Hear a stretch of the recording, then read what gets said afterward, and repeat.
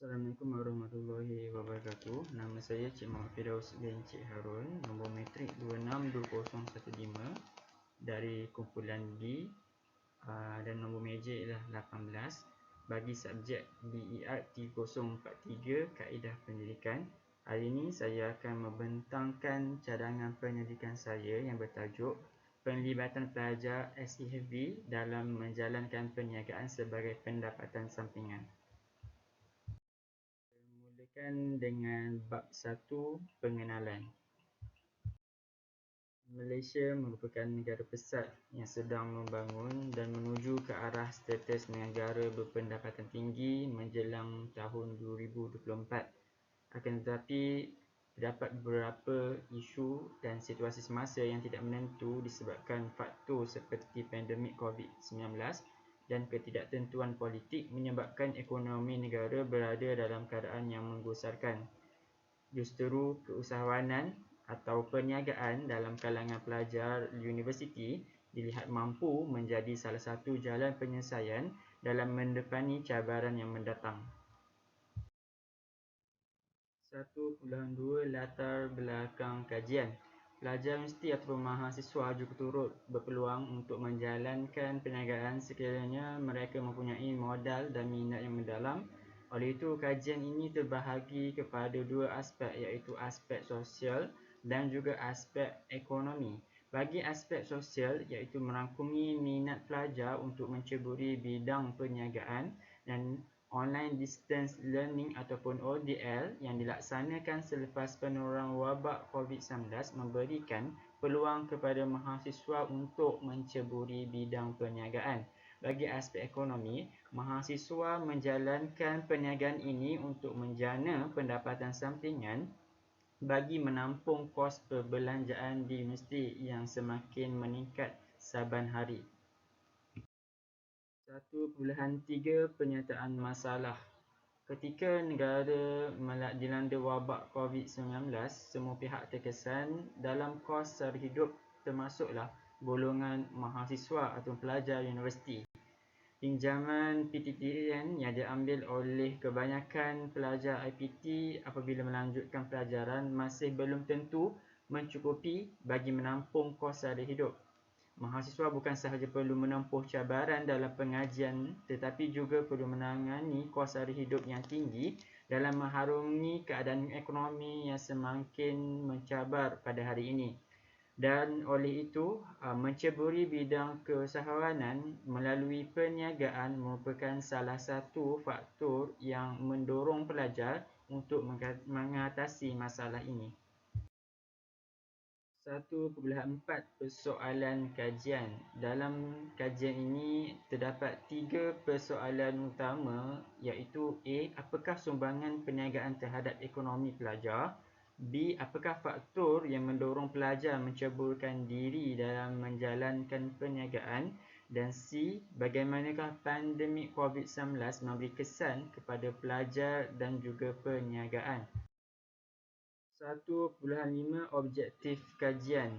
Objektif kajian bertujuan untuk menjawab semua masalah yang terdapat dalam persoalan kajian. Oleh itu, objektif kajian pengkaji terbahagi kepada dua, iaitu objektif umum dan juga objektif khusus. 1.5.1 Objektif umum. Secara keseluruhan, kajian ini bertujuan untuk melihat implikasi perniagaan dalam kalangan pelajar SEFB di Universiti Utara Malaysia. 1.5.2 Objektif khusus A. Untuk mengkaji apakah sumbangan perniagaan terhadap ekonomi pelajar.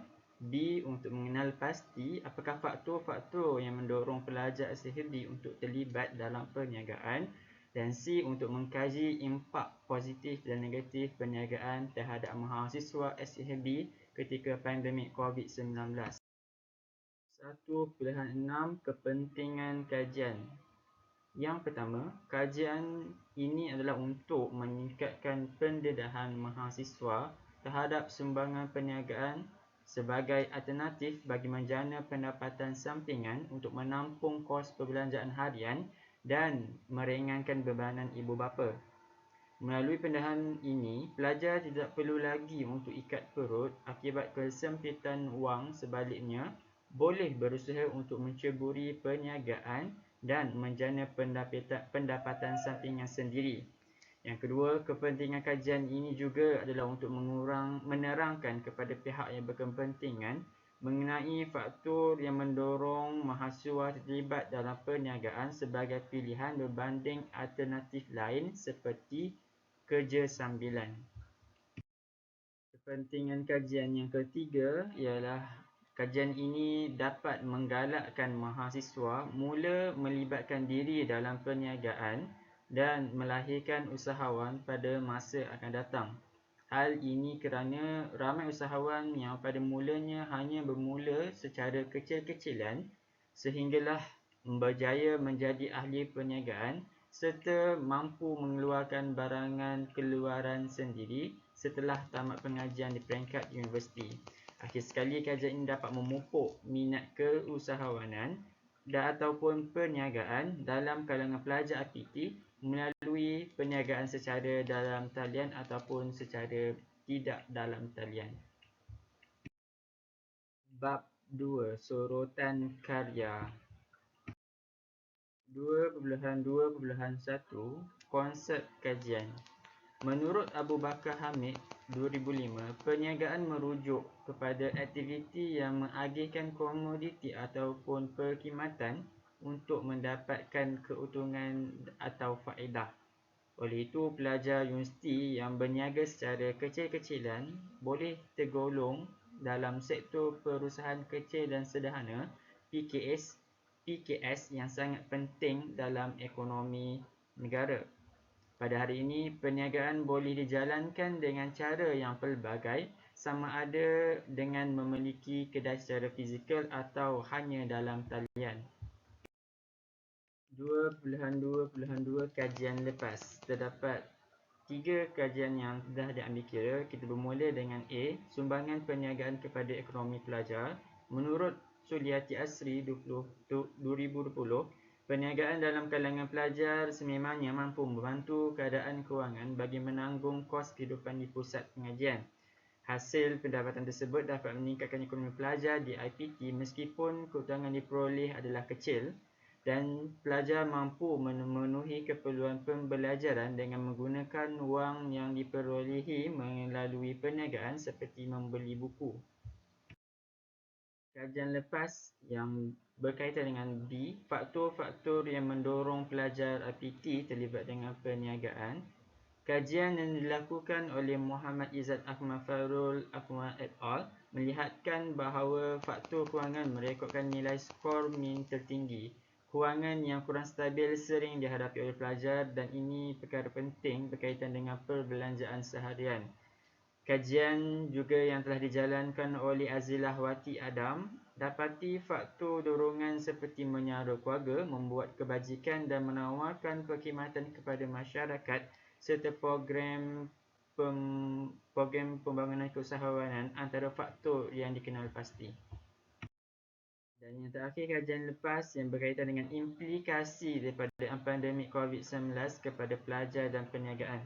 Menurut Suliati Asri 2020, pelajar IPT perlu bijak merebut peluang dan memanfaatkan sedikit kelapangan waktu yang ada ketika pandemik dengan menceburkan diri dalam perniagaan seperti menjadi ejen atau membuka gerai kecil-kecilan.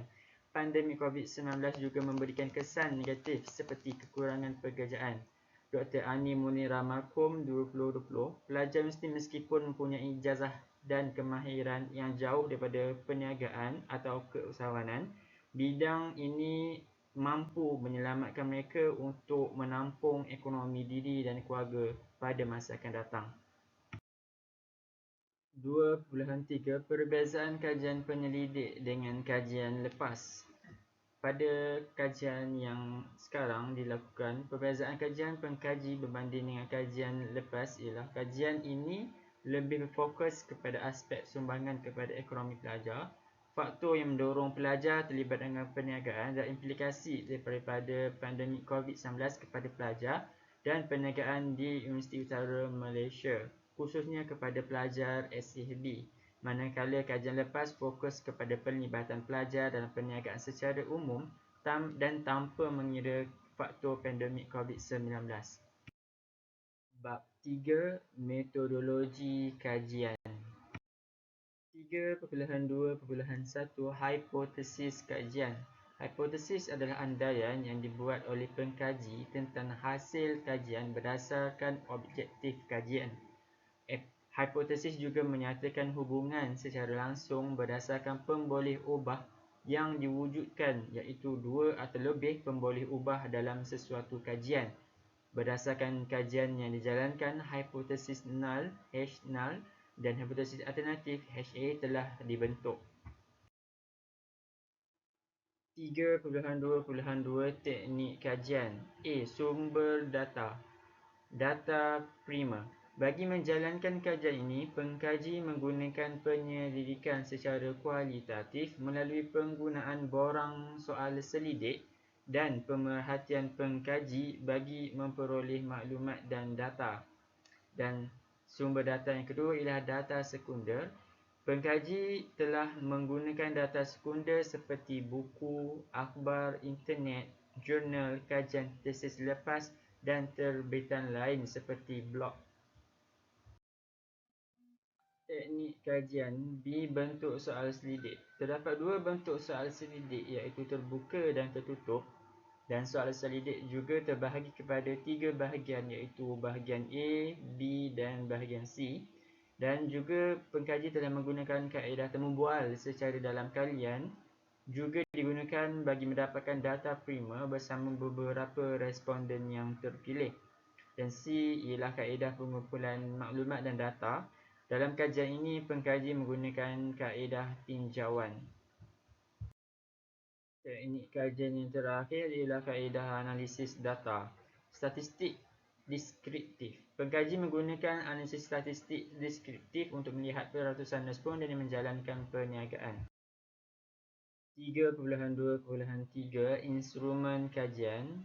I. Peralatan perisian komputer dan perkakasan yang digunakan antaranya ialah thumb drive dan komputer digunakan sebagai perkakasan oleh pengkaji sepanjang tempoh kajian. Manakala perisian komputer yang digunakan adalah seperti Microsoft Word, SPSS, Google Meet dan Microsoft Excel bagi mengumpul data dari soal selidik yang telah diedarkan. 3.2.4 Skop kajian. A. Sasaran kajian. I. Responden. Kajian ini melibatkan kawasan kajian DUM serta memberi fokus hanya dalam kalangan pelajar SAB sahaja. Kedua, sampel. Jumlah pelajar di SAB adalah terlalu ramai dan bahkan mencapai angka ribuan. Oleh itu, sampel kajian hanya diambil seramai 70 orang sahaja. Pengkaji juga menggunakan persampilan bola salji, iaitu responden di kajian diminta untuk mencadangkan responden lain yang menjalankan perniagaan. Seterusnya, skop kajian yang berkaitan dengan kawasan kajian, pengkaji telah memilih Universiti Utara Malaysia UUM sebagai lokasi menjalankan kajian. Melalui kajian ini, pengkaji hanya memfokuskan kajian ke atas pelajar SFB. Jangka masa kajian. Kajian ini dijalankan selama 1 bulan bermula dari 1 Jun sehingga 2 Julai 2021.